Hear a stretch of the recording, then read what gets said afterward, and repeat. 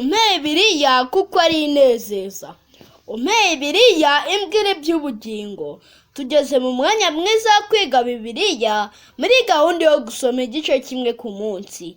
Muri iki cyumweru tuzasoma Zaburi y'Ijana na 33, Ijana na 34, Ijana na 35, Ijana na 36, Ijana na 37, Ijana na 38 n'Ijana na 39. Imana izatuyobose Mwuka Muziranenge. Zaburi y'Ijana na 33. Abavandimwe nibaturane bahuje.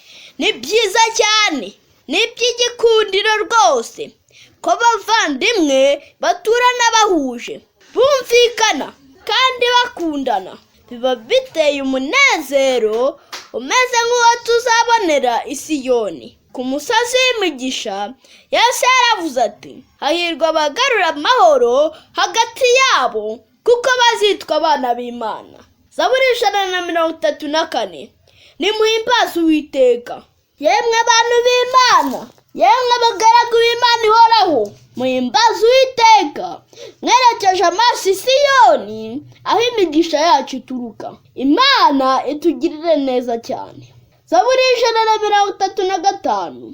Mushimire Uwiteka kuko ari mwiza. Muri iyi Zaburi tubonamo ukuntu yaremye ijuru n'isi n'inyanja n'ibirimo byose. Icyo ashaka cyose akigeraho.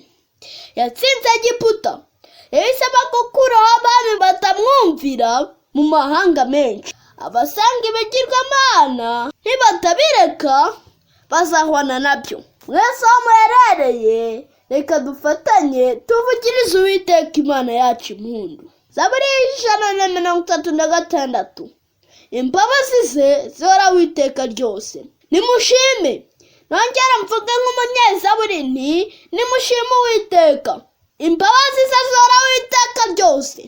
Akora ibitangaza. Yaremesheje ibiriho byose ubwenge bw'amayobera. Yashize izuba hejuru. Yaremye inyenyeri nyinshi cyane. Yabahaye Abisirayeli ibageza i Kanani. Nubwo bari benshi cyane, yarabagaburiraga bagahaga. Natwe yiteguye kutubeshaho no kutwereka ibitangaza. Reka tumushime. Zaburi y'Ijana na 37. Ibyaberaga ku migezi y'i Babuloni. Abisirayeli bajyanwe i Babuloni, Abalewi n'abandi baririmbyi bahunganye inanga zabo n'ibitabo byabo, kuko bari bazi ko igihe cyose bazakomorerwa maze bakongera gucurangira Imana. Barabacunaguza bati, ngaho muducurangire natwe twirebere nk'ari ndirimbo zo mu kabari cyangwa mu isoko. Inanga bazimanikaga ku biti byameraga impande y'amazi kugira ngo zitangirika.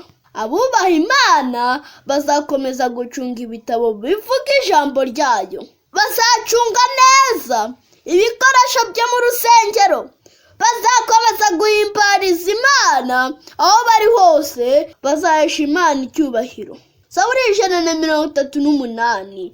Ndagushimisha umutima wose. Dawidi yashimwaga n'Imana, ariko we yicisha bugufi cyane. Ati, gushimisha iminwa gusa cyangwa ibitambo ntibihagije, ahubwo umutima wose naweguriye Uhoraho. Uhoraho yita ku bicisha bugufi n'aboroheje. Abagambanirwa arabaramira, n'abafite amakuba akabatabara. Uwiteka ntuzatunganya ibyawe abishyira mu buryo. Humura kandi komera ihangane. Zaburi y'Ijana na 39. Uwiteka araturondora. Dawidi yavuze ati, Uwiteka uzi ibyanjye byose, ibyo ntekereza, ibyo mvuga ndetse n'ibyo nkora byose urabyitegereza. Imana yishimira ko dusobanukirwa uburyo ibera hose icyarimwe. Haba mu bicu irahabona, ku mpera y'inyanja irahareba, mu mwijima ihabona nko ku manywa y'ihangu. Yahisemo kuturema mu buryo butangaje. Niyo mpamvu itegeka abamarayika bayo ngo baturinde kugeza ku mperuka. Muri iki cyumweru cyose Imana izatuyobose Mwuka Muziranenge.